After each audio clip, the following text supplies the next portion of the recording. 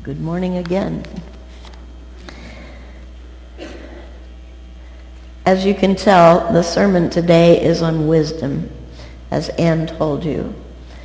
You know the story of genies and lamps, right? If you rub a lamp, a genie pops out and offers you a grant or two or three. Often the first two wishes are frivolous and extravagant, and they trap the wisher into an unexpected corner because they weren't very wise. In the end, the third wish has to undo the damage that's already made. And in the end, life goes on as if there were no genies to grant wishes. You don't always get what you expect.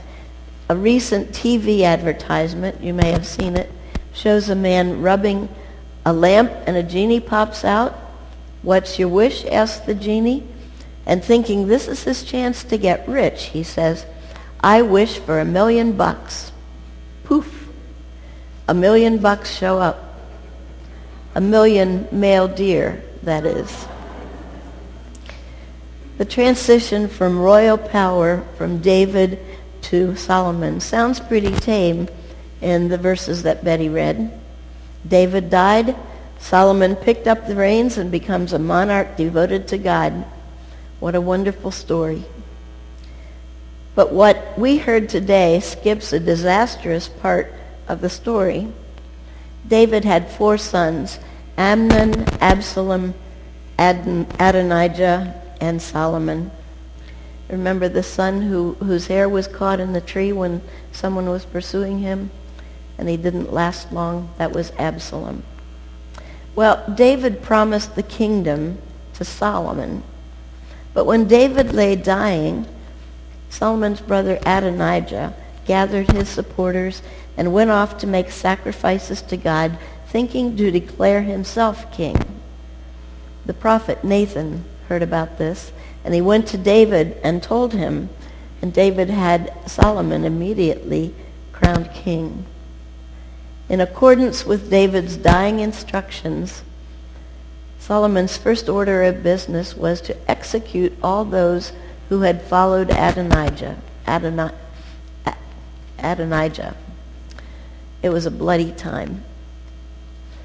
As King Solomon assumed the throne of King David, he has to decide what he wants to do for Israel. He knows royal power can be used for good or for evil, something his father demonstrated in the roller coaster of his life.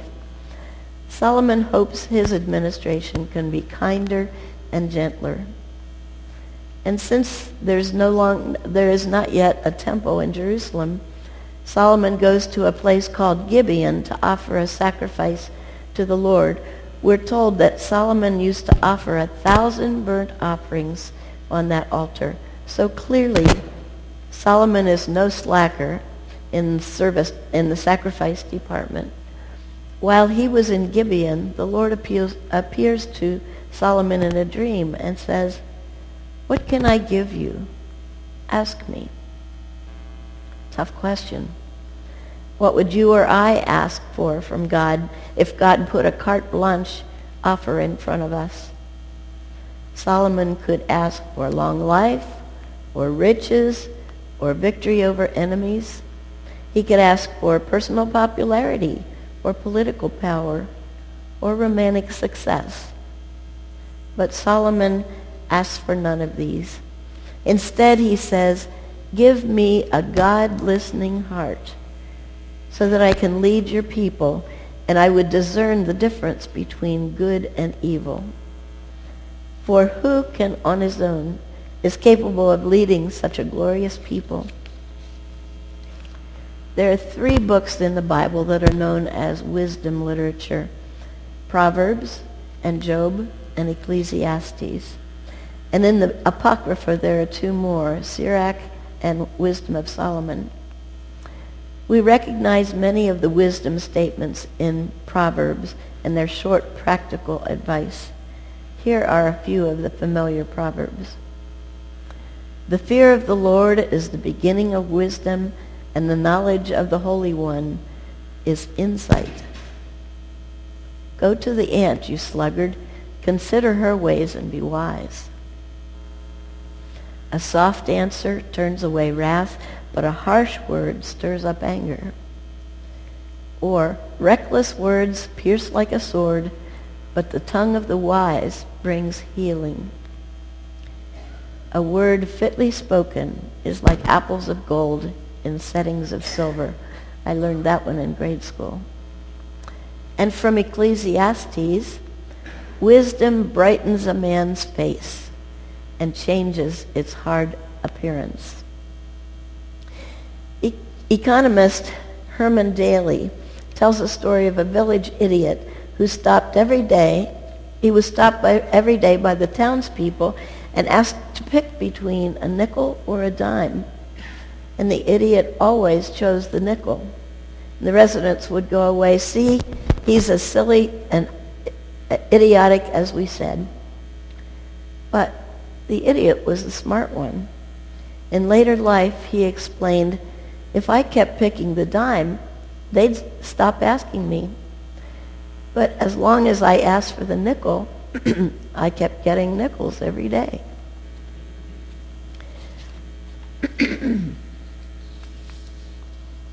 So it is with wisdom. Its values may not be apparent at first. People may think we're crazy, but our wise choices make an impact. Solomon demonstrated wisdom in his heart. Soon after his dream at Gibeon, 2 prostitutes came and stood before him. They lived in the same house. They both had baby boys. In the middle of the night, one mother rolled over her baby and crushed him to death. The next morning, the 2 mothers argued about which one was the mother of the living baby. One said, the living son is mine and the dead son is yours. And the other one said, no, the living son is mine and the dead son is yours. Solomon listened carefully, and then he asked for a sword. He ordered, divide the living boy in 2 and give half to each one. The true mother of the baby said, please, my lord, don't kill him. Give her the living boy. But the other one said, go ahead and divide it.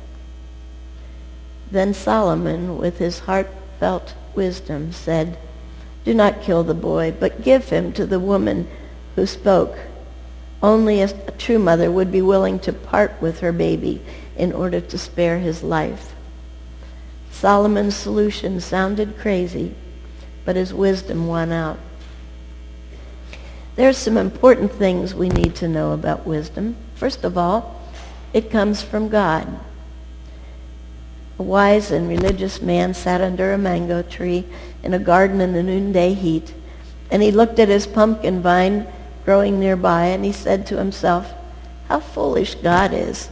Here he puts a big, heavy pumpkin on a weak vine which can't do anything but lie on the ground. And then he hangs these small mangoes on a tree that's strong enough to hold the weight of a man. If I were God, I think I could come up with something better than that. Just then there was a bit of breeze, and it knocked a loose mango off the tree. It fell right on the man's head. With a throbbing headache now, he was a little sadder and a little wiser. Suppose, he thought, that had been a pumpkin up there instead of a mango. Never again will I plan the world for God, but I will thank God that he is doing so well. Second, the spirit of wisdom is present in each of us. Quakers believe that each person has a fragment of God's wisdom which should be listened to and respected. The Spirit's guidance is fully discerned when one's wisdom blends together to produce a decision that each person can affirm. In short, when consensus occurs. The solution worked at as a group brings our individual fragments of wisdom together, brings us to a more satisfying end. I was on the group that worked for the Creekside Vision Statement, and it was interesting how it started from a a well-written paragraph down to something that was visual, something that was easy to remember. And that was the work of a group coming together. Incidentally, the decision-making process that the Shalom team has introduced to our congregational business meetings is an attempt to do just this. And we're still in the learning process. A review of James Surowiecki's book, The Wisdom of Crowds, makes a simple point. When it comes to making wise decisions, you're better off sending the question to a large group rather than a few experts, no matter how brilliant. The wisdom rendered by the collective, even when the collective includes those morons who plague your everyday life, will usually be better than that offered by any one single contributor. The we is often smarter than the me. Of course, the reviewer warns, not all groups are smart. Third, true understanding involves both the head and the heart. An ancient rabbi asked his pupils how they could tell when night was ended and day was on its way back. Could it be when you look into the distance and you see an animal and you can tell whether it's a sheep or a dog? No, said the rabbi. Could it be when you see a tree in the distance and you can tell whether it's a fig tree or a peach tree? No, said the rabbi. Well then, what is it? His students demanded. And the old man smiled and said, it's when you look into the face of any man or woman and see that he or she is your brother or sister. Because if you can't do this, no matter what time it is, you're still in the night.